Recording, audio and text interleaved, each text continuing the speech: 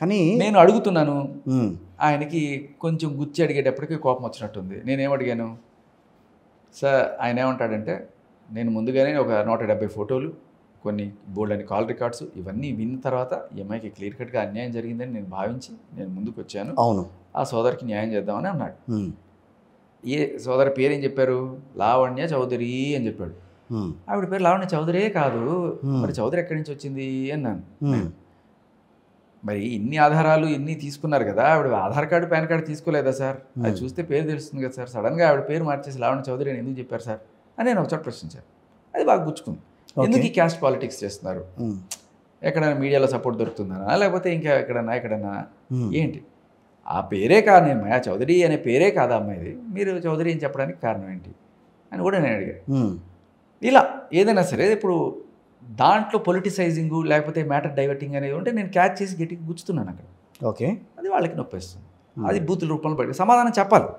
చెప్పకపోగా ఇలా బూతులు తిట్టి అంటే ఎప్పుడైతే నీ దగ్గర సమాధానం ఉండదో ఇలా అరుస్తారు. Okay, simple.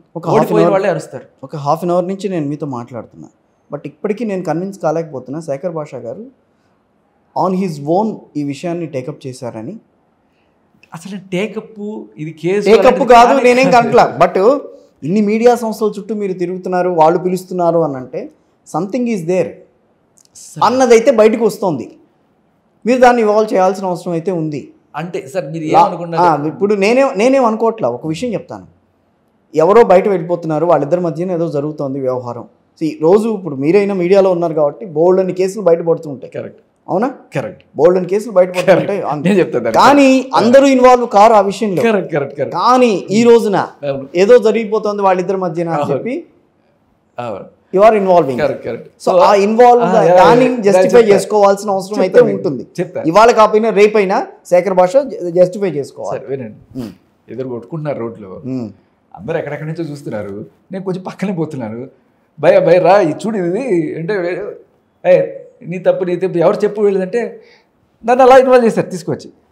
వీడు ఫస్ట్ నుంచి ఉన్నాడు కాబట్టి వీడికి అంతా తెలుసు, రా వాళ్ళిద్దరు ఎవరు తప్పు అని చెప్పి ఇంకోటి పిలిచి అడిగాడు. తర్వాత ఇంకోటి పిలిచి అవును ఎవరికి తప్పని. ఇదే జరుగుతుంది తప్ప నేనేదో నా మానాన్ని తీసుకొచ్చి పెదరాయిని చేసి నన్ను ఇది చేశారు. మీరు పెదరాయిడి అయ్యారు ఇక్కడ, అంతే చేశారు, అయ్యారు కాదు చేశారు. ఓకే, కాకపోతే కొన్ని సోషల్ రెస్పాన్సిబిలిటీస్ నాకు. ఇప్పుడు ఈ అమ్మాయి ఉంది సార్, ప్రీతి అనే అమ్మాయి. ఆ అమ్మాయి చెప్పిన తర్వాత నేను ముందు వెనక ఆలోచించాల, క్లియర్ కట్గా ఆ అమ్మాయి అన్నయ్య ఇంత.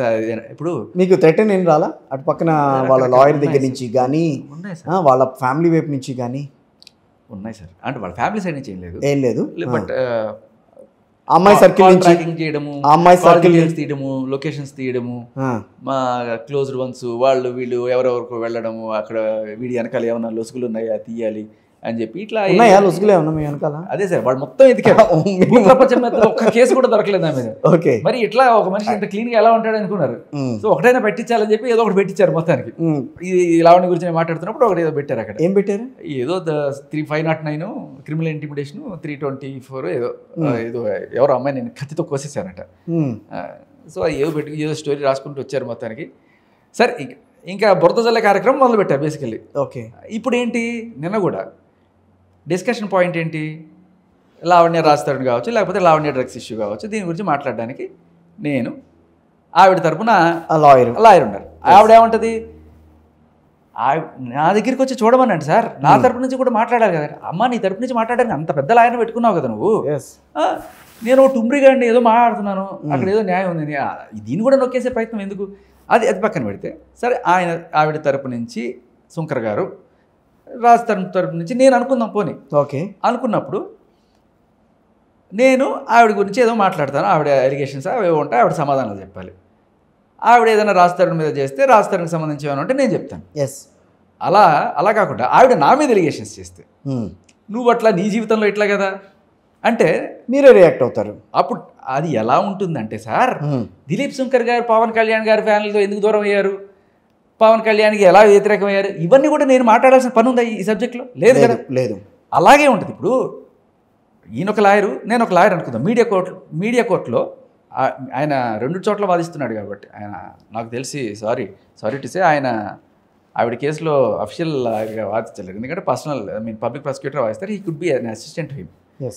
సరే, బేసికలీ మీడియాలో ఆవిడ తరపున ఈయన వకాల్తా, మరి ఇద్దరు లాయర్లు మాట్లాడుకునేటప్పుడు మీడియాలో, ఆయన లాయరు నేను లాయర్ అనుకుందాం, మీడియాలో మాట్లాడుకునేటప్పుడు లాయర్ కాంటాక్ట్ సర్టిఫికేట్ గురించి చర్చ జరుగుతుందా? లేదు. దీని గురించి దాని గురించి చర్చ జరుగుతుంది. అక్కడ నా కాంటాక్ట్ సర్టిఫికేట్ గురించి చర్చ మొదలెట్టారు. ఇది ఎలా ఉంటుందంటే, నేను దిలీప్ శంకర్ గారి పవన్ కళ్యాణ్ ఎఫ్ఐఆర్ గురించి మాట్లాడితే ఎలా ఉంటుందో అలా ఉంటుంది అనేటప్పుడు గట్టిగా గుచ్చుకుంది ఆయనకి. ఇంకా బూతులు దానికి మొదలుపెట్టారు. అదే అంటున్నాను, మీరు చేస్తే శృంగారం, అవతల వాళ్ళు చేస్తే కాదు కదా, అది పాయింట్. సో ఇంకా కొన్నాళ్ల పాటు దీన్ని మీడియా అయితే గమనించాల్సిన అవసరం ఉంది. అసలు ఇక్కడ ఏంటి, నేను మీడియాని రిక్వెస్ట్ చేసుకునేది ఒకటే సార్, ఈ చిల్లర పంచాయతీలు వద్దు. ఓకే, ఈ తిట్లుకోవడాలు, బూతులు తిట్టుకోవడాలు, లేకపోతే బట్టలు దించుకోవడాలు, అరుచుకోవడాలు, చెప్పుతో కొట్టుకోవడాలు, ఇవన్నీ కూడా వద్దు. మీరు బయటికి రావడం మానేసేయండి పోనీ. నేను అదే అంటున్నాను, డిబేట్లు వద్దు అంటున్నాను. డిబేట్లు వద్దు, ఓకే, పాయింట్ ఉంది, నేను తీసుకొచ్చి ముందు పెడతా, చూడండి. అలాగే ముందు పెట్టారు కదా 2-3 ఛానల్స్కి వెళ్ళి. ఇప్పుడు నిన్న కూడా జరిగింది అదే కదా. అవును, పెడతానంటే కుదరట్లేదుగా అక్కడ సిచ్యువేషన్ అది. అందుకనే వేరే చోట పెట్టాల్సిన పరిస్థితి వచ్చింది. అదే నేను చెప్తున్నా, మీకు ఇలాంటి చిల్లర పంచాయతీలు కావాలా, నిజం కావాలా? నేను అడిగేది అదే, సింపుల్. లీగల్గా ఎదుర్కొంటారా, లేకపోతే ఏ జరిగితే జరుగుతుంది సార్. దానికేమి నేనేమి దొంగతనాల్లో రౌడీజం చేసి జైలుకి పోతే బాధపడాలి, కానీ ఇట్లా మంచి పని కోసం వెళ్తూ నాకు దాంట్లో. కానీ మీ ఇమేజ్కి దెబ్బ తగులుతుందేమో, ఏం లేదా?